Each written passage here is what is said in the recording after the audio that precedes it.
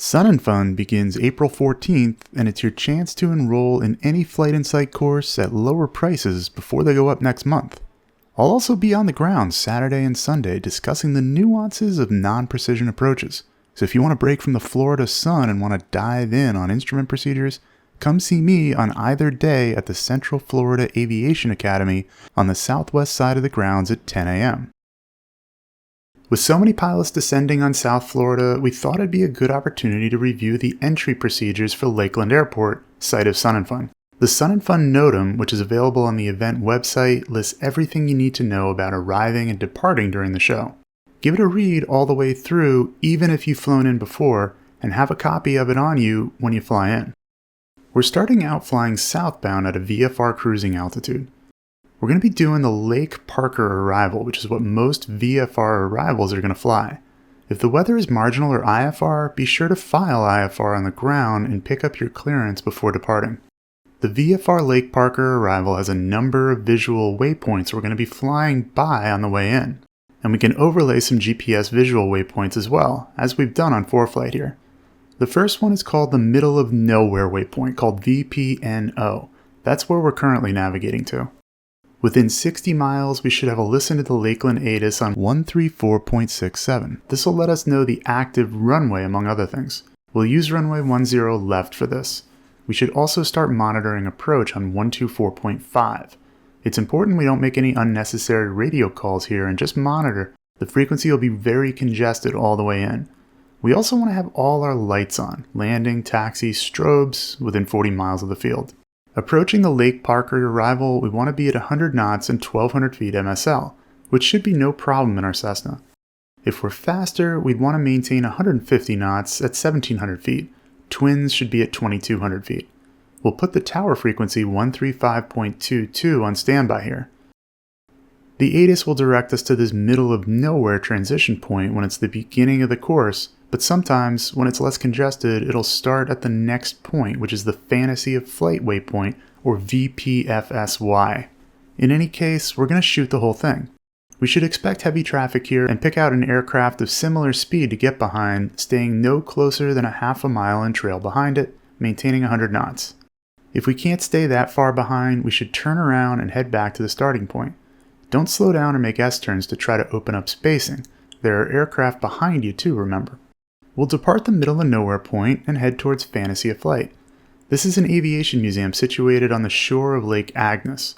There are 2 intersecting grass runways and plenty of aircraft parked on the ground.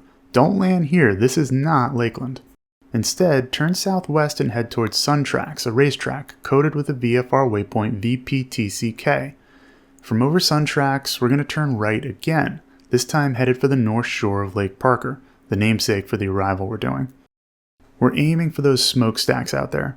By the time we get to the smokestacks, we want to really be on airspeed and altitude, and if we have a retractable gear, we should have it down now. It's around now that ATC may call out our aircraft by type and color and tell us to rock our wings and then proceed westbound.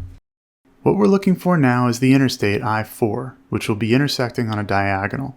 We want to follow that southwestbound with it off our right side. If things become really congested, ATC will instruct you to hold. This can either be a break-off from the smokestacks to the right, going back up I-4 to Fantasy of Flight where you'll restart the arrival, or you'll hold around Lake Parker counterclockwise, restarting from the smokestacks. We're following I-4 southwestbound until we're directly north of Lakeland Airport. There's a fantastic landmark, a giant cake on top of a tower branded by the grocery chain Publix. We'll want to turn southbound towards that and have it pass off our left-hand side. We can't see it in the simulation, unfortunately, but we want to fly to the large V-shaped building which is due north of the blue terminal building on the north end of the field.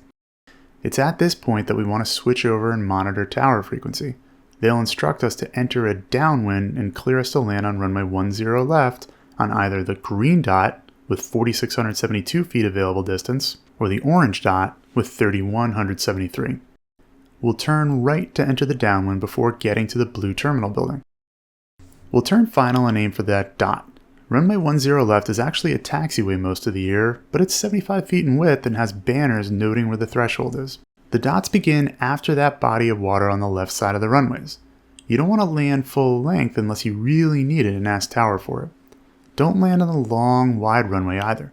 After landing, keep it rolling high speed all the way to the end and don't stop on the runway. Monitor ground on 126.07. You need to have a parking sign like this one displayed, which means general aviation parking out your left side so that the marshalers know where to direct you.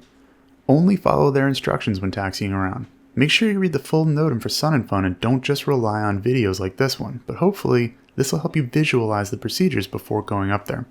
Keep your head on a swivel, or even better, bring a few passengers to help look for traffic while you fly.